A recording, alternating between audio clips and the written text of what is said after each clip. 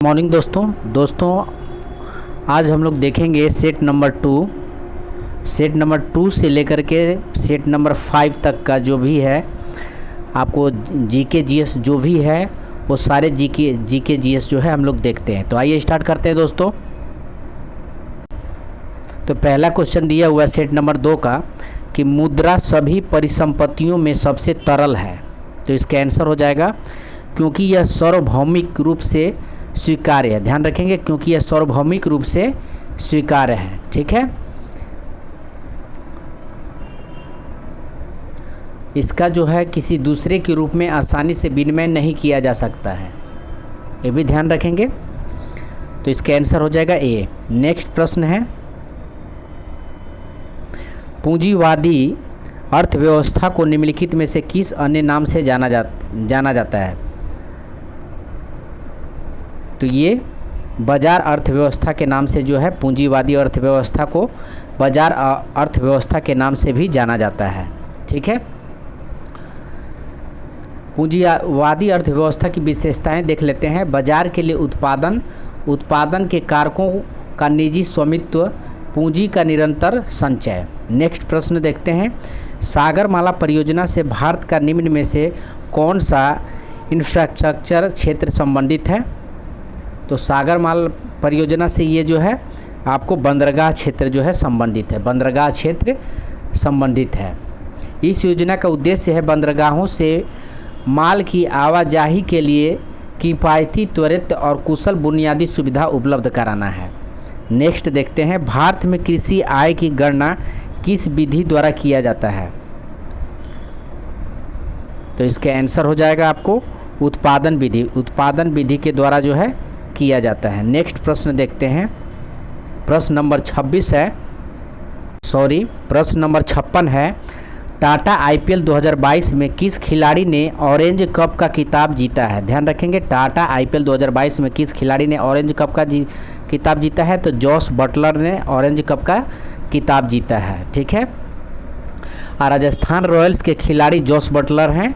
ये टाटा आईपीएल 2022 में सबसे अधिक रन यानी 863 रन बनाकर ऑरेंज कप जीता है। ध्यान रखेंगे टाटा आईपीएल 2022 में सबसे अधिक रन बनाए हैं जॉस बटलर, 863 रन इन्होंने बनाया है और इसलिए इनको जो है ऑरेंज कप से जो है इनको सम्मानित किया गया है। ठीक है, आइए नेक्स्ट प्रश्न देखते हैं हाल ही में किस राज्य द्वारा लोक मिलनी योजना का शुभारंभ किया गया। लोक मिलनी योजना का शुभारंभ किया गया तो ये पंजाब राज्य के द्वारा जो है लोक मिलनी योजना का शुभारंभ किया गया था। ठीक है, ये जो है एक जनसंपर्क कार्यक्रम है जो जन शिकायतों के निवारण के लिए एकल खिड़की मंच प्रदान करता है। ठीक है, यह एक जनसंपर्क कार्यक्रम है जो जन शिकायतों के निवारण के लिए एकल खिड़की मंच प्रदान करने का उद्देश्य से शुरू किया गया है। आइए नेक्स्ट देखते हैं आर्द्रभूमि दिवस 2 फरवरी 2022 की थीम या विषय है। तो ये आपका है wetland action for people and nature. Wetland action for people and nature जो है इसका थीम है। ठीक है, आइए नेक्स्ट देखते हैं उबेर कप 2022 के विजेता निम्नलिखित में से कौन सा देश है। उबेर कप 2022 के विजेता निम्नलिखित में से कौन से देश हैं।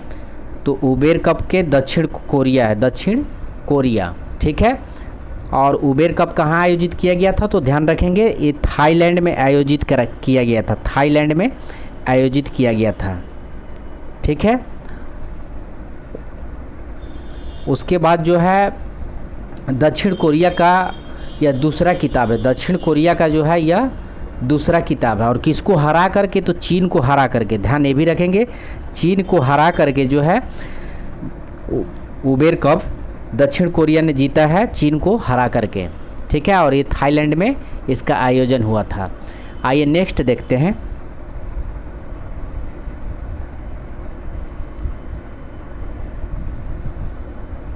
60 नंबर क्वेश्चन है केंद्रीय जल शक्ति मंत्रालय की घोषणा के अनुसार प्रत्येक ग्रामीण इलाकों में हर घर जल कनेक्शन प्रदान करने वाला भारत का पहला राज्य कौन है? तो ये आपको गोवा है, ध्यान रखेंगे गोवा है। गोवा ग्रामीण क्षेत्रों में 2.30 लाख ग्रामीण परिवारों को सफलतापूर्वक 100% देश का पहला हर घर जल का लक्ष्य प्राप्त करने वाला राज्य बन गया है। नेक्स्ट देखते हैं, हसन शेख मोहम्मद निम्नलिखित में से किस देश में नए राष्ट्रपति चुने गए हैं? किस देश के नए राष्ट्रपति चुने गए हैं? हसन शेख महमूद, तो ये चुने गए हैं आपको सोमालिया का, ध्यान रखेंगे। हसन शेख महमूद जो है ये सोमालिया के हैं। नेक्स्ट है, जल जीवन मिशन के तहत कब तक हर घर नल जल पहुंचाने का लक्ष्य रखा गया है? तो 2024 से 25, ध्यान रखेंगे 2024 से 25। 15 अगस्त 2019 को जल जीवन मिशन की शुरुआत की गई थी, ध्यान रखेंगे। जल जीवन मिशन की शुरुआत कब की गई थी? तो 15 अगस्त 2019 को जो है जल जीवन मिशन की शुरुआत की गई थी 15 अगस्त सन 2019 को। नेक्स्ट देखते हैं प्रश्न, किस देश ने विश्व का सबसे बड़ा सौर वृक्ष विकसित करने का कीर्तिमान बनाया है? 63 नंबर क्वेश्चन। तो ये भारत ने बनाया है, ध्यान रखेंगे। भारत ने सबसे बड़ा सौर वृक्ष यानी सोलर ट्री बनाने का कीर्तिमान बनाया है, भारत ने बनाया है, ठीक है। भारत के पश्चिम बंगाल राज्य के दुर्गापुर में दुनिया का सबसे बड़ा सोलर ट्री यानी सौर वृक्ष, तो ये पश्चिम बंगाल में है, पश्चिम बंगाल के दुर्गापुर में है, ठीक है, बनाया गया है। ये सोलर ट्री से 11.5 किलोवाट बिजली उत्पन्न किया जाएगा, ध्यान रखेंगे कितना किया जाएगा? तो 11.5 किलोवाट बिजली उत्पन्न किया जाएगा। आइए नेक्स्ट देखते हैं, सितंबर 2021 को जारी वैश्विक नवाचार सूचकांक इनोवेशन इंडेक्स 2021 में भारत किस स्थान पर है? तो ये 46वें स्थान पे है, 46वें स्थान पे है भारत, ठीक है। WIPO की वर्ष 2022 की वैश्विक नवाचार सूचकांक में भारत का स्थान जो है 46वां प्रदान की गई है, जो पिछले वर्ष 2020 में जो है 2020 में 48वां था, ध्यान रखेंगे 2020 में 48वां स्थान था। इस सूचकांक में प्रथम तथा अंतिम देश है, प्रथम देश जो है स्विट्जरलैंड है एवं अंतिम देश यमन है, ध्यान रखेंगे प्रथम देश स्विट्जरलैंड है और अंतिम देश यमन है। नेक्स्ट प्रश्न है, भारत में कब तक औसत अनुमानित आयु 70 वर्ष करने का लक्ष्य है? भारत में कब तक औसत अनुमानित आयु 70 वर्ष करने का लक्ष्य है? 65 नंबर क्वेश्चन। तो 2025 तक, ध्यान रखेंगे 2025 तक भारत सरकार द्वारा 2025 तक जन्म के औसत अनुमानित आयु जो आपका 67.5 था से बढ़कर 70 वर्ष करने का लक्ष्य राष्ट्रीय स्वास्थ्य नीति में रखा गया, राष्ट्रीय स्वास्थ्य नीति में रखा गया, ध्यान रखेंगे। नेक्स्ट देखते हैं, प्रति चुंबकीय पदार्थ की चुंबकीय प्रकृति होती है, प्रति चुंबकीय पदार्थ की चुंबकीय प्रकृति होती है, तो ये होती है आपको ऋणात्मक होती है, ध्यान रखेंगे ऋणात्मक होती है। प्रति चुंबकीय पदार्थ वे पदार्थ हैं जो चुंबकीय क्षेत्र में रखने पर क्षेत्र के विपरीत दिशा में चुंबकित हो जाती है, जैसे जस्ता, बिस्मत, तांबा, चांदी, सोना, हीरा आदि प्रति चुंबकीय पदार्थ के उदाहरण है। प्रति चुंबकीय पदार्थ के गुण होते हैं, जब किसी चुंबकीय पदार्थ की छड़ को चुंबक के ध्रुव N या S के मध्य रखा जाता है तो प्रति चुंबकीय पदार्थ अपने गुण के कारण स्वतः चुंबकीय क्षेत्र के लंबवत स्थापित हो जाता है, ठीक है।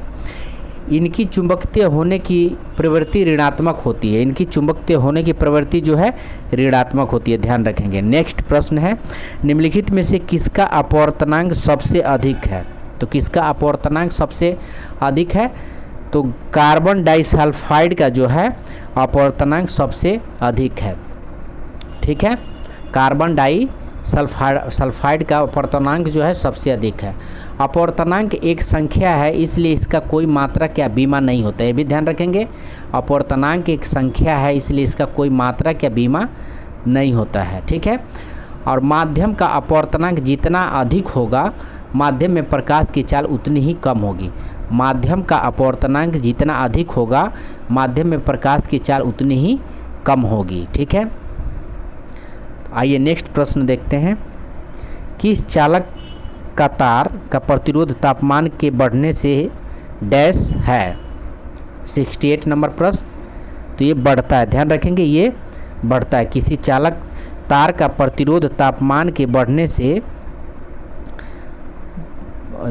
चालक जो है क्या होता है, बढ़ता है। तापमान के बढ़ने से चालक प्रतिरोध क्या होता है, बढ़ता है, ध्यान रखेंगे। नेक्स्ट है, पायरोमीटर निम्नलिखित को मापने के प्रयोग में लाया जाता है। पायरोमीटर निम्नलिखित को मापने के प्रयोग में लाया जाता है। किसको मापने का प्रयोग में लाया जाता है? तो ये आपको उच्च तापमान को मापने का प्रयोग में लाया जाता है। पायरोमीटर जो है उच्च तापमान को मापने में प्रयोग में लाया जाता है। ये नेक्स्ट देखते हैं। जिस तापमान पर तरल का वाष्प का दबाव ठोस के वाष्प के बराबर होता है, उसे कहा जाता है। जिस तापमान पर तरल का वाष्प का दबाव ठोस के वाष्प के बराबर होता है, उसे डैश कहा जाता है। क्या कहा जाता है? तो ये हिमांक बिंदु कहा जाता है, ध्यान रखेंगे, हिमांक बिंदु कहा जाता है। नेक्स्ट है, सरल आवर्त गति में एक सरल लोलक के किए निम्नलिखित कथनों में से कौन सही है? सरल आवर्त गति में एक सरल लोलक के किए निम्नलिखित कथनों में से कौन सही है? 71 नंबर क्वेश्चन।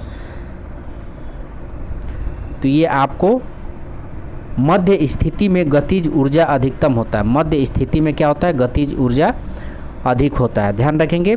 सरल आवर्त गति करने वाले कण जब अपनी मध्याह्न स्थिति से गुजरते हैं तो उस पर कोई बल कार्य नहीं करता, ध्यान रखेंगे, उस पर कोई बल कार्य नहीं करता, उसकी त्वरणता भी शून्य होती है, ठीक है। आइए, और वेग क्या होता है? तो वेग अधिक होता है और गतिज ऊर्जा भी अधिक होता है, स्थितिज ऊर्जा शून्य होता है, ध्यान रखेंगे। एक बार और फिर से देखते हैं। सरल आवर्त गति करने वाले कण जब अपनी मध्याह्न स्थिति से गुजरती है तो इसके ऊपर कोई बल कार्य नहीं करता, ध्यान रखेंगे, इसके ऊपर कोई बल कार्य नहीं करता, इसका त्वरण शून्य होता है, वेग अधिकतम होता है, गतिज ऊर्जा अधिकतम होता है, स्थितिज ऊर्जा जो है शून्य होता है। आइए नेक्स्ट देखते हैं। जब किसी तालाब के शांत जल में पत्थर फेंका जाए तो तालाब में जल के पृष्ठ पर उठने वाली लहरें होती है। तो लहरें होती हैं, तो ये अनुप्रस्थ तरंगे होती हैं, ध्यान रखेंगे, अनुप्रस्थ तरंगे होती हैं, ठीक है। अनुप्रस्थ तरंगे केवल ठोस माध्यम में या द्रव के ऊपरी सतह पर उत्पन्न की जा सकती है। अनुप्रस्थ तरंगे केवल ठोस माध्यम में या द्रव के ऊपरी सतह पर उत्पन्न की जा सकती है। द्रवों के भीतर एवं गैसों में अनुप्रस्थ तरंगे उत्पन्न नहीं किया जा सकता, ध्यान रखेंगे, द्रवों के भीतर एवं गैसों में अनुप्रस्थ तरंगे उत्पन्न नहीं किया जा सकता है। नेक्स्ट देखते हैं। निकट दृष्टि दोष के संबंध में कौन सा कथन गलत है? निकट दृष्टि दोष के संबंध में कौन सा कथन गलत है? मायोपिया।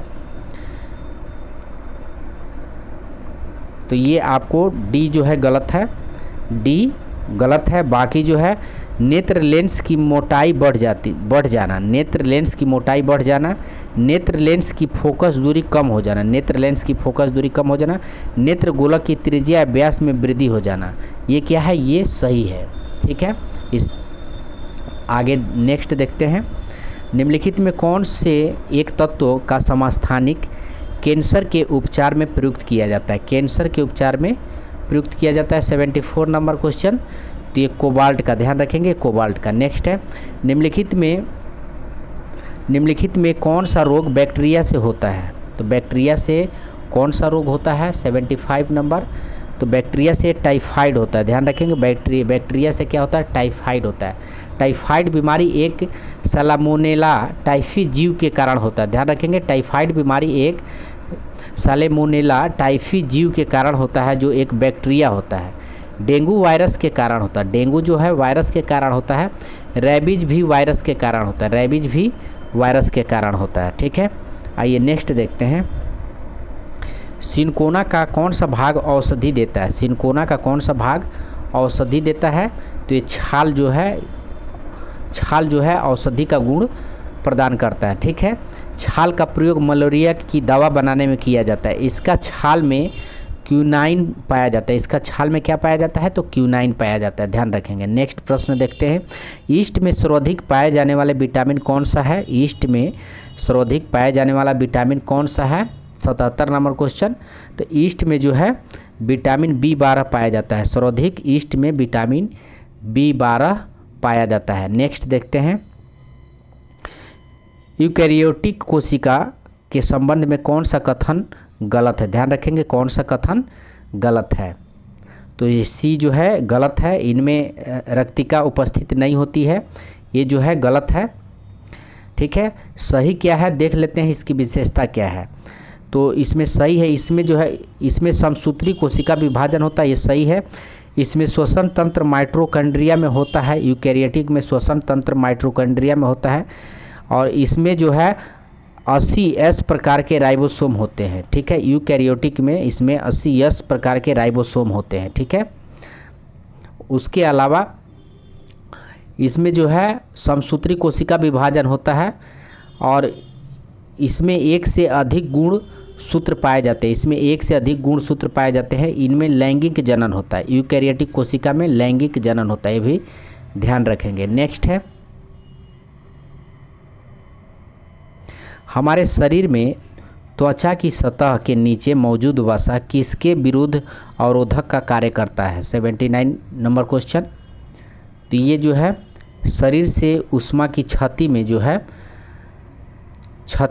वसा जो है विरुद्ध अवरोधक का कार्य करता है। उष्मा की क्षति में वसा जो है अवरोधक का कार्य करता है, ध्यान रखेंगे। ठीक है, नेक्स्ट देखते हैं।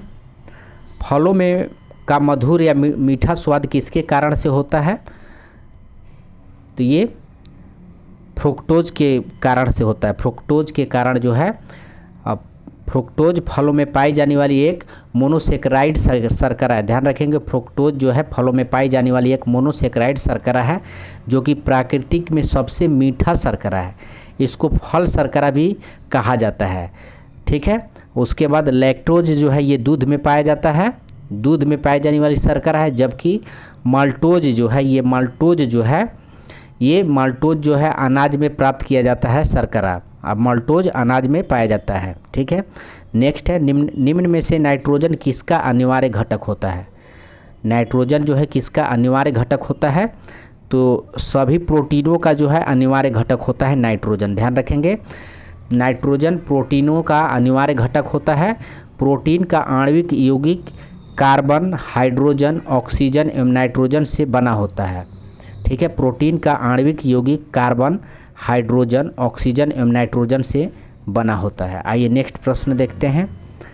निम्न में कौन सा सत्य फल है? निम्न में कौन सा सत्य फल है? 82 नंबर सत्य फल है। तो ये आम जो है इसमें सत्य फल है, बाकी जो है असत्य फल है, ध्यान रखेंगे। नाशपाती, सेब ये जो है असत्य फल है। ठीक है, और आम जो है सत्य फल है। क्यों? क्योंकि जिस फल के बनने में पुष्प के केवल अंडाशय ही भाग लेते हैं उसे सत्य फल कहा जाता है। यानी जिस फल के बनने में पुष्प के केवल अंडाशय ही भाग लेते उसे सत्य फल कहा जाता है। जैसे आम, अंगूर और मटर, ये जो है मटर भी जो है फल के रूप में आता है। ठीक है, ध्यान रखेंगे। नेक्स्ट है, निम्न में कौन सा समूह सम्मिलित नहीं है? निम्न में कौन सा समूह सम्मिलित नहीं है? 83 नंबर कोशिका। तो ये कोशिका सिद्धांत रॉबर्ट हुक जो दिया है, ये कोशिका सिद्धांत रॉबर्ट हुक नहीं है, ये स्लाइडेन और स्वान ने दिया था।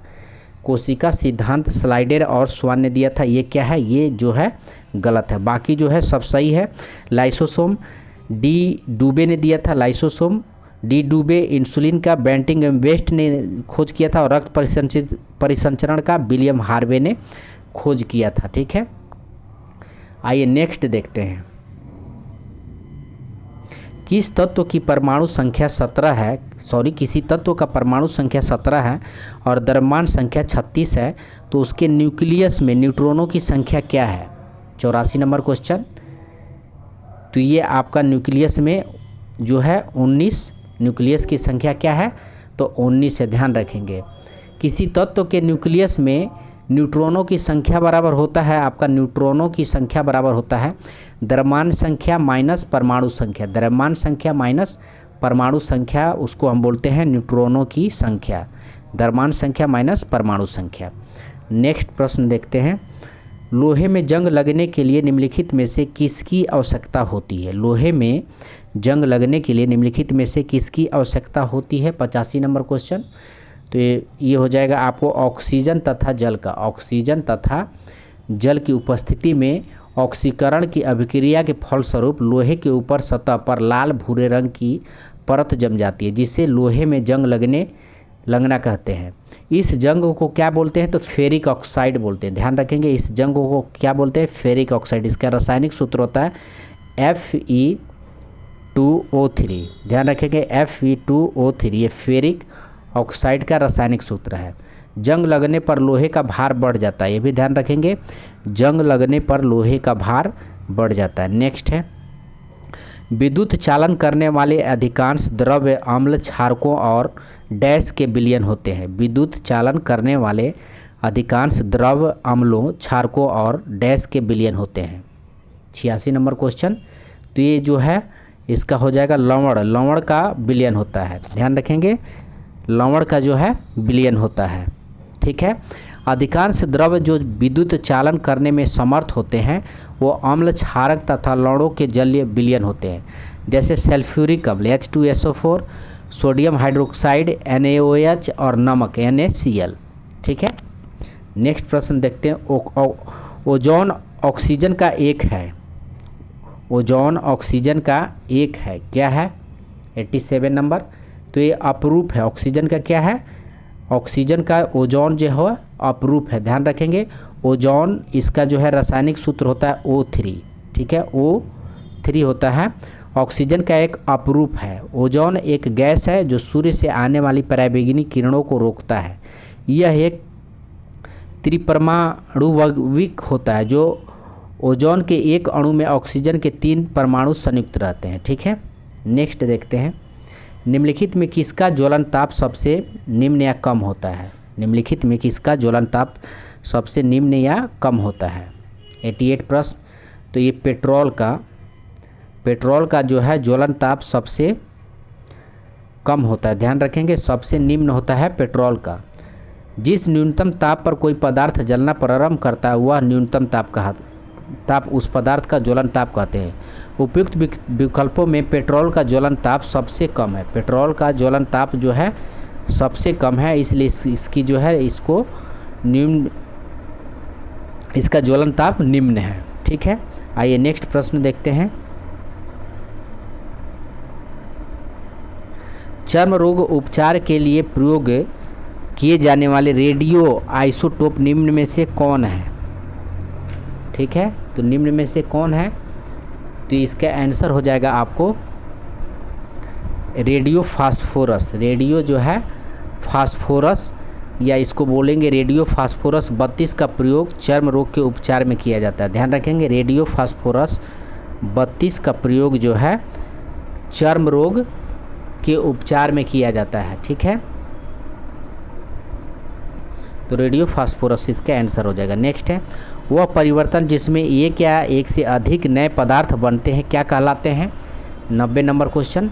तो ये कहलाते हैं रासायनिक परिवर्तन। वह परिवर्तन जिसमें एक या एक से अधिक नए पदार्थ बनते हैं क्या कहलाते हैं?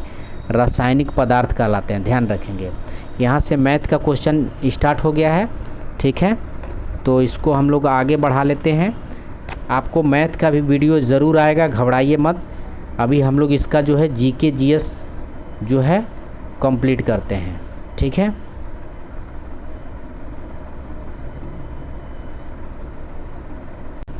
तो 116 नंबर को प्रश्न है, जिस संविधान सभा द्वारा भारत के संविधान का अधिनियमन किया गया उसके सदस्य कौन थे? जिस संविधान सभा द्वारा भारत के संविधान का अधिनियमन किया गया उसके सदस्य कौन थे? तो ये आपको थे विभिन्न प्रांतों की संविधान सभाओं द्वारा निर्वाचित सदस्य जो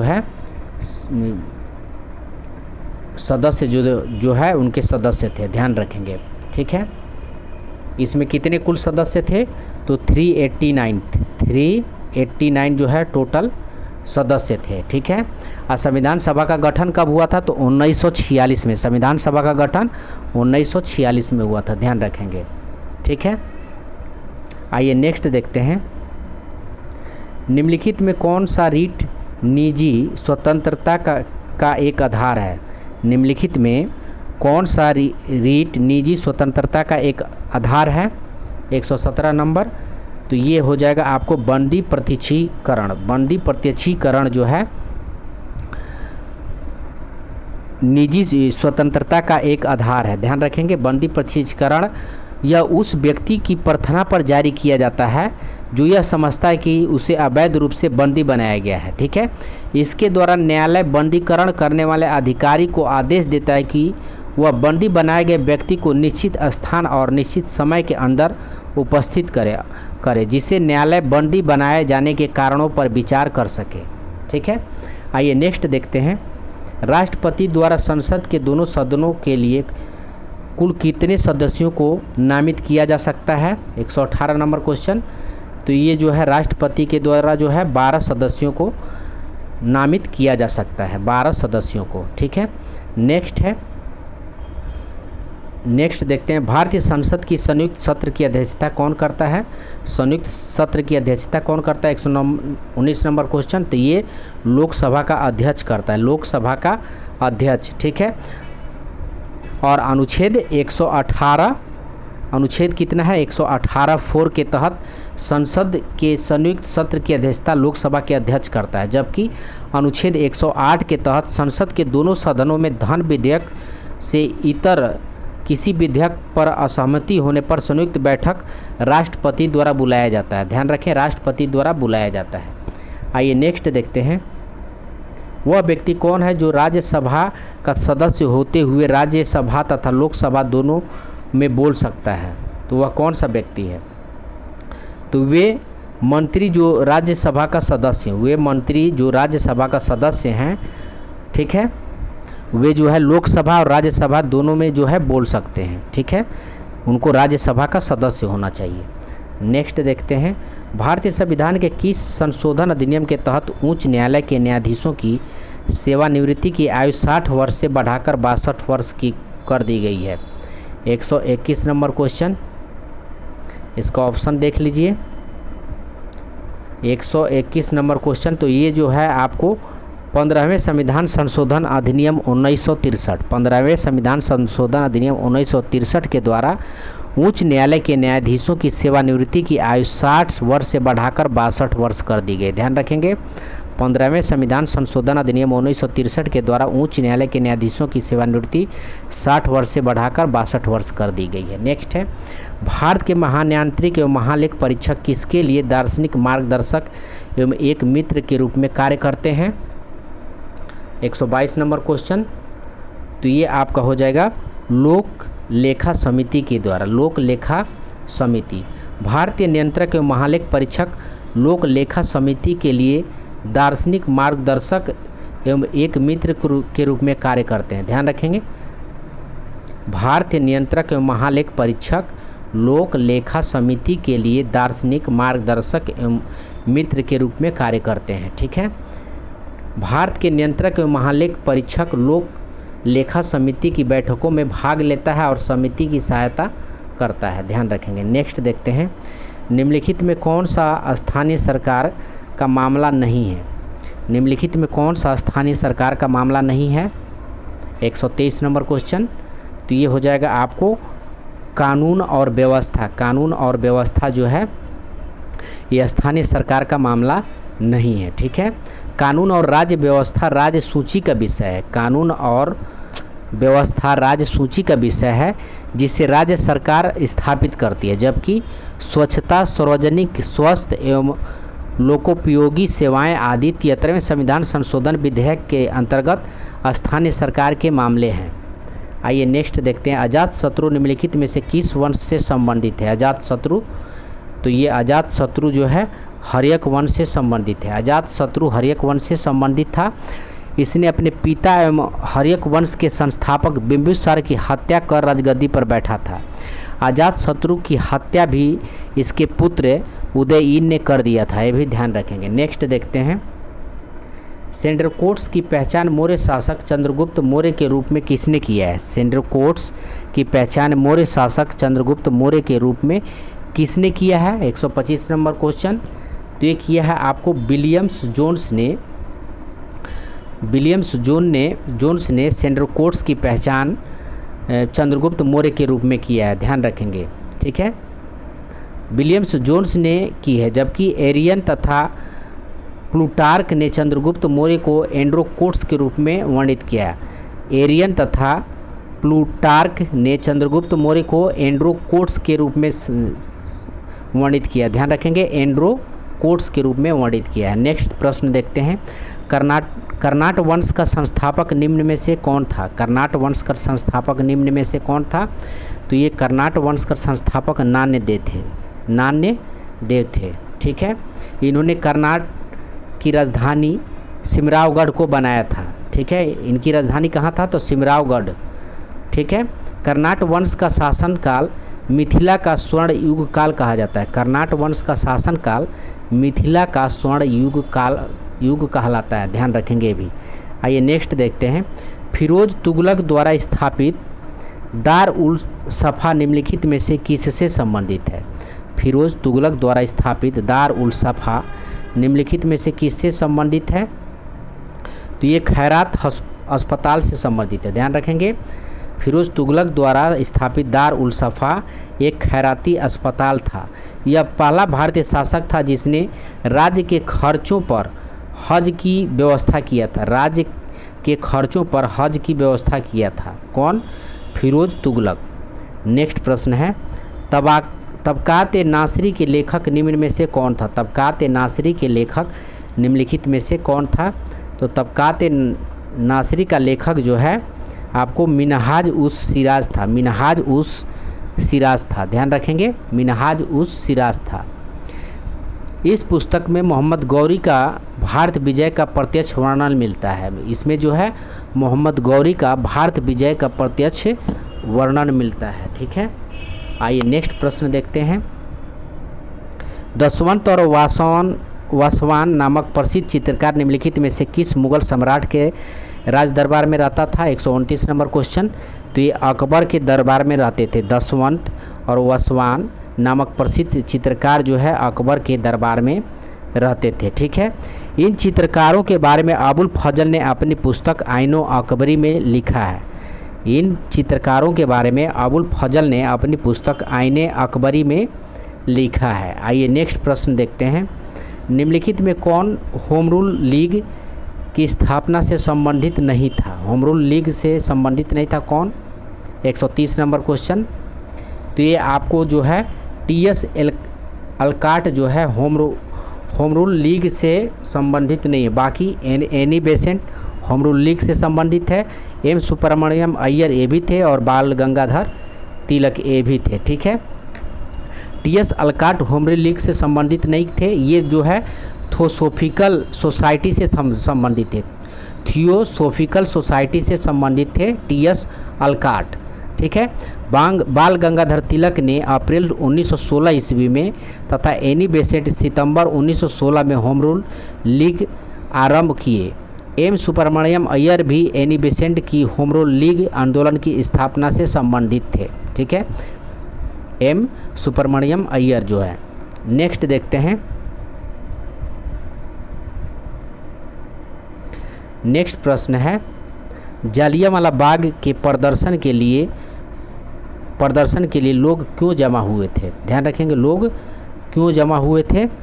तो ये आपको कुचला तथा सत्यपाल के बंदी बनाने के विरोध में, कुचला तथा सत्यपाल के बंदी बनाने के विरोध में जो है लोग जो है पर जलियांवाला बाग में प्रदर्शन कर रहे थे। ध्यान रखेंगे, जलियांवाला बाग कहाँ पड़ेगा, तो पंजाब में, ठीक है। आइए नेक्स्ट देखते हैं, निम्न में से किस आंदोलन की असफलता के बाद स्वराज पार्टी का गठन हुआ था। तो कौन सा आंदोलन असफल हो गया था, तो स्वराज पार्टी का गठन हुआ था। 132 नंबर क्वेश्चन। तो असहयोग आंदोलन के असफलता के बाद जो है स्वराज पार्टी का गठन मोतीलाल नेहरू तथा चित्तरंजन दास ने किया था। मोतीलाल नेहरू तथा चित्तरंजन दास ने किया था। इस पार्टी के महासचिव मोतीलाल नेहरू थे तथा अध्यक्ष चित्तरंजन दास थे। स्वराज पार्टी ने अपने को कांग्रेस के अभिन्न हिस्सा के रूप में प्रचारित किया, साथ ही अहिंसा तथा असहयोग के प्रति अपनी वचनबद्धता को दोहराया। आइए नेक्स्ट देखते हैं, गांधी इरविन समझौता कब हुआ था। गांधी इरविन समझौता कब हुआ था, 133 नंबर क्वेश्चन। तो गांधी इरविन समझौता हुआ था 5 मार्च 1931। गांधी इरविन समझौता 5 मार्च 1931 को हुआ था। गांधी जी के नेतृत्व में कांग्रेस सविनय अवज्ञा आंदोलन स्थगित करने के लिए तैयार हो गया, ठीक है। इस आंदोलन के बाद में जो है गांधी जी के नेतृत्व में कांग्रेस सविनय अवज्ञा आंदोलन स्थगित करने के लिए तैयार हो गया था, ठीक है। उसके बाद सभी युद्ध बंदियों जिनकी विरुद्ध हिंसा का आरोप नहीं था को भी रिहा कर दिया गया था। इस समझौते के बाद सभी बंदियों को रिहा कर दिया गया था।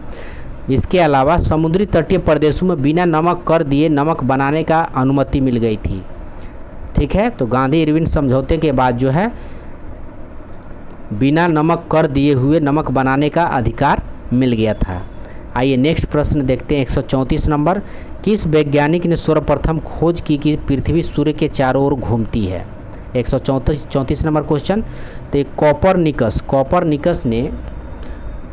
कॉपरनिकस ने सर्वप्रथम यह खोज किया कि पृथ्वी जो है सूर्य के चारों ओर घूमती है। ध्यान रखेंगे, ठीक है। और सूर्य ब्रह्मांड का केंद्र है, यह कॉपरनिकस ने ही कहा था।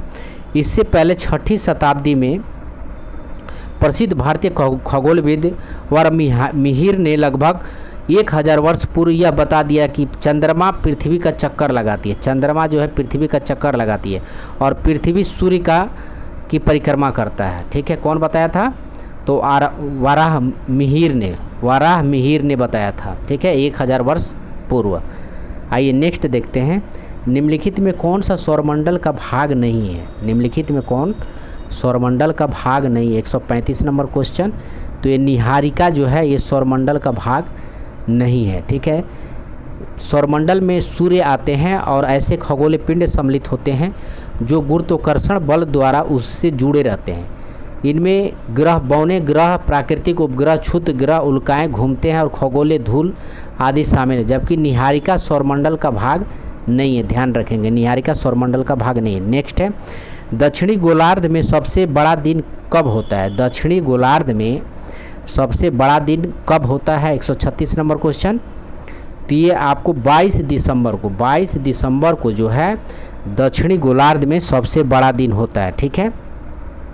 और 21 दिन को क्या होता है, 21 जून को तो उत्तरी गोलार्ध में सबसे बड़ा दिन होता है। 21 जून नहीं लिखा हुआ, 22 जून लिखा हुआ, यहाँ 21 जून कर लेंगे। 21 जून को जो है उत्तरी गोलार्ध में सबसे बड़ा जून होता है। अब 22 दिसंबर को दक्षिणी गोलार्ध में सबसे बड़ा दिन होता है। 21 जून को उत्तरी गोलार्ध में सबसे बड़ा दिन होता है, ठीक है। आइए नेक्स्ट देखते हैं, कन्याकुमारी से सटी पहाड़ी निम्नलिखित में से है। कन्याकुमारी से सटी पहाड़ी निम्नलिखित में से है, 137 नंबर क्वेश्चन। तो ये आपका है कार्डेमम पहाड़ियाँ जो है ये कन्याकुमारी से सटी पहाड़ियाँ, कार्डेमम पहाड़ियाँ। दक्षिण भारत का सर्वोच्च शिखर है अन्नामालाई पर्वत की अनाईमुडी है। अन्नामालाई के दक्षिण में कार्डेमम, जिसको इलायची की पहाड़ियाँ, जो कन्याकुमारी के नज़दीक है, कार्डेमम या इलायची की पहाड़ियाँ भी इसको कहते हैं, ये भी ध्यान रखेंगे। नेक्स्ट है, सतलज तथा काली नदियों के बीच स्थित हिमालय के भाग को किस नाम से जाना जाता है। ठीक है, तो किस नाम से जाना जाता है, 138 नंबर क्वेश्चन, तो ये जाना जाता है आपको कमाऊ हिमालय के नाम से जाना जाता है। कमाऊ हिमालय के नाम से जाना जाता है। सतलज तथा काली नदियों के बीच स्थित हिमालय को कमाऊ हिमालय के नाम से जाना जाता है। यह उत्तराखंड क्षेत्र में विस्तृत है। ठीक है, यह उत्तराखंड क्षेत्र में विस्तृत है। नंदा देवी, केदारनाथ, बद्रीनाथ इत्यादि कमाऊ हिमालय के प्रमुख चोटी हैं। कमाऊ हिमालय की प्रमुख चोटी हैं नंदा देवी, केदारनाथ, बद्रीनाथ। ठीक है, ध्यान रखेंगे। आइए नेक्स्ट प्रश्न देखते हैं। दक्षिणी अमेरिका में मध्य अक्षांशीय घास के मैदानों को किस नाम से जाना जाता है? 139 नंबर क्वेश्चन, तो ये पंपास के नाम से जाना जाता है। दक्षिणी अमेरिका में मध्य अक्षांशीय घास के मैदानों को पंपास के नाम से जाना जाता है। ध्यान रखेंगे, पंपास के नाम से जाना जाता है। ठीक है, इस घास के मैदान का विस्तार अर्जेंटीना, उरुग्वे तथा ब्राज़ील के दक्षिण भाग में है। अर्जेंटीना, उरुग्वे तथा ब्राज़ील के दक्षिण भाग में है। ठीक है, आइए नेक्स्ट देखते हैं। गंगा नदी के किनारे बसे सबसे बड़ा शहर निम्नलिखित में से कौन है? 140 नंबर क्वेश्चन, तो ये कानपुर है। गंगा नदी के किनारे बसा सबसे बड़ा शहर जो है कानपुर है। ध्यान रखेंगे, कानपुर है जो उत्तर प्रदेश में पड़ता है। ध्यान रखेंगे, ये उत्तर प्रदेश में पड़ता है। ठीक है, ये 2011 के जनगणना के अनुसार सबसे बड़ा शहर गंगा नदी के किनारे पे कानपुर है। कानपुर के बाद आता है आपको पटना आएगा। कानपुर के बाद सबसे बड़ा पटना आएगा। पटना के बाद सबसे बड़ा आएगा वाराणसी। वाराणसी के बाद सबसे बड़ा आएगा इलाहाबाद यानी प्रयागराज। ध्यान रखेंगे। ठीक है,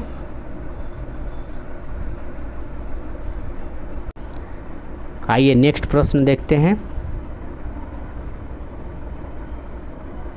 निम्नलिखित में से किस क्षेत्र में प्रवाल भित्ति नहीं पाई जाती है? तो प्रवाल भित्ति किस क्षेत्र में नहीं पाई जाती है?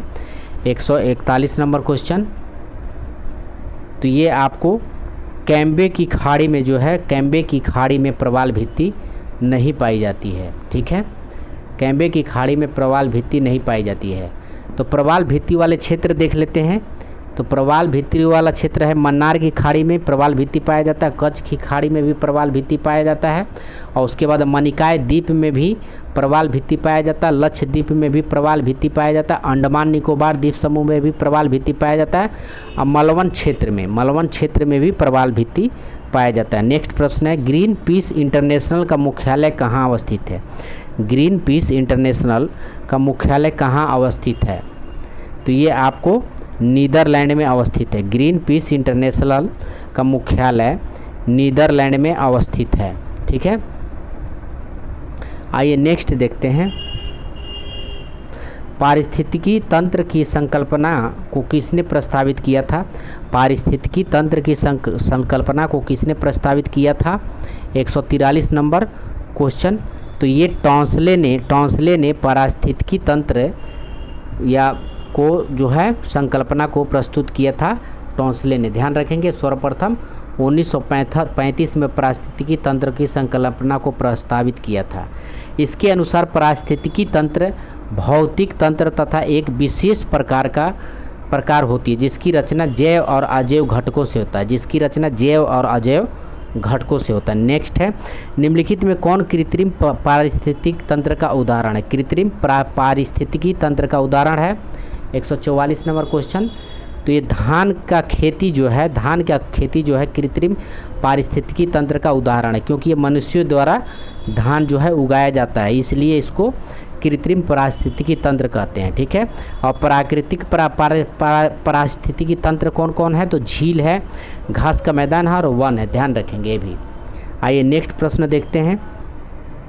एक घास स्थलीय पारिस्थितिकी तंत्र के खाद्य श्रृंखला में विभिन्न घटकों का सही क्रम क्या है? 145 नंबर क्वेश्चन, तो ये आपको है सी इसका आंसर हो जाएगा।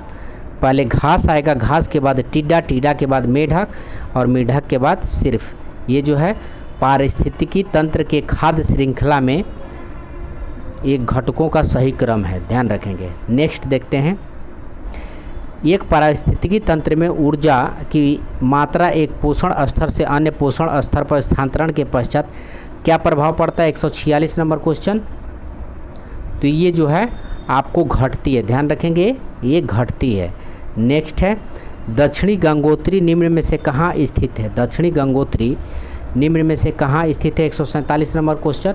तो ये अंटार्कटिका में स्थित है, अंटार्कटिका में स्थित है, ठीक है, अंटार्कटिका में स्थित है, अंटार्कटिका में स्थित है, ठीक है। इसको जो है श्वेत महादेश के नाम से भी जाना जाता है। अंटार्कटिका में स्थापित भारत का पहला अनुसंधान केंद्र दक्षिणी गंगोत्री, जिसे 1984 में, ध्यान रखेंगे 1984 में इसकी स्थापना 1984 में इसकी को जो है स्थापित किया गया था। नेक्स्ट देखते हैं जंतर मंतर का निर्माण निम्नलिखित में से किसके द्वारा हुआ था? 148 नंबर क्वेश्चन। तो ये जय सिंह के द्वारा जो है जंतर मंतर का निर्माण हुआ था। इनका नाम है सवाई जय सिंह ने ज्योतिष एवं नक्षत्र विज्ञान के अनुसंधान हेतु 5 वेधशालाएं दिल्ली, मथुरा, जयपुर, उज्जैन एवं वाराणसी में निर्माण करवाया था, ठीक है। नेक्स्ट देखते हैं भारतीय परमाणु ऊर्जा कार्यक्रम के जनक किसे माना जाता है? ठीक है, 149 नंबर क्वेश्चन। तो ये माना जाता है आपको H.J. भाभा। H.J. भाभा को जो है भारत परमाणु कार्यक्रम का जनक माना जाता है। इन्हीं की अध्यक्षता में 10 अगस्त 1948 को परमाणु ऊर्जा आयोग का गठन किया गया था। तो इन्हीं की अध्यक्षता में 10 अगस्त 1948 को परमाणु ऊर्जा आयोग का गठन किया गया था। आइए नेक्स्ट प्रश्न देखते हैं और लास्ट प्रश्न देखते हैं सेट नंबर 2 का। भारतीय जनगणना 2011 के अनुसार बिहार राज्य का लिंग अनुपात क्या है? बिहार राज्य का लिंग अनुपात क्या है? 150 नंबर क्वेश्चन। तो ये है आपको 918 है, ध्यान रखेंगे, ठीक है। जबकि भारत का लिंग अनुपात कितना है?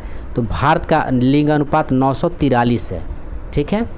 आइए नेक्स्ट देखते हैं सेट नंबर अब 2 हम लोग यहाँ से स्टार्ट करते हैं। Set number 2, set number